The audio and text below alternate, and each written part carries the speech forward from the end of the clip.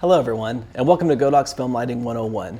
Today, let's talk about how we go from this to this, and from this to this.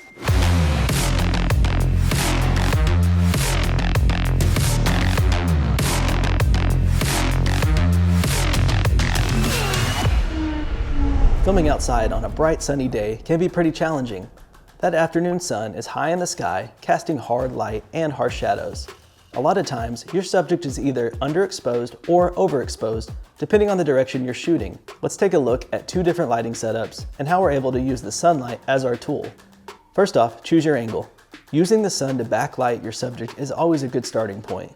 Placing the sunlight behind your subject helps give them dimension and also pulls your subject away from the background. Next, you'll want to find a nice background that has plenty of contrast to your subject. We are shooting in the middle of winter, so most of the environment was a tan color. Not so good for separating the subject from the background. To help add contrast between the two, I chose to set up the subject in front of some green plants. The sun is backlighting these plants as well, which gives them plenty of texture. Now that we've established our angle, let's set up our scene.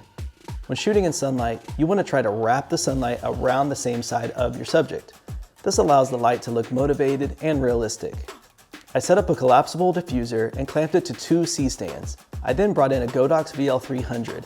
The VL300 at 100% power is actually brighter than the sun. It can be powered by two V-mount batteries, which is exactly what we needed since we didn't have access to a power source. Shining the bright VL300 through the collapsible diffuser illuminates the subject with soft, natural-looking light. Because of her blonde hair, the backlit sun was blowing out the highlights of the image. To help with this, we brought in a 4x4 silk flag to help soften the sunlight on her backside. This allows her to remain backlit, but with softer, smoother roll-off.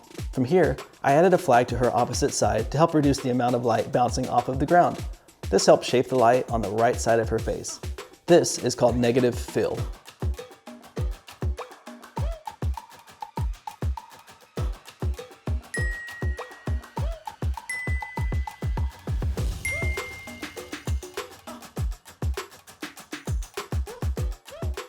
Now let's look at another setup, this time using the sun as our front key light.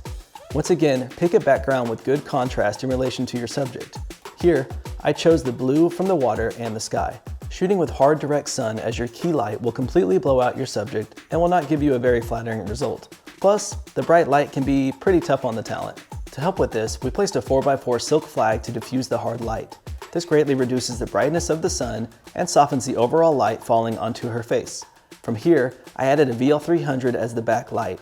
Once again, I was able to power the light with V-mount batteries. This light helps create a rim around the subject and separates her from the background. I placed the light on the same side as the key light as if we were wrapping the sun around this side of the subject. The last step is once again adding a flag to the opposite side of the subject to create a negative fill, which adds a touch of shape to the subject's face.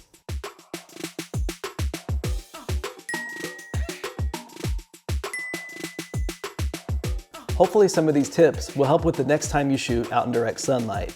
Bouncing and diffusing light is a great way to use the sun to create a better overall image. Thank you for tuning in to this episode of Godox Film Lighting 101. We'll see you next time. Until then, happy filmmaking.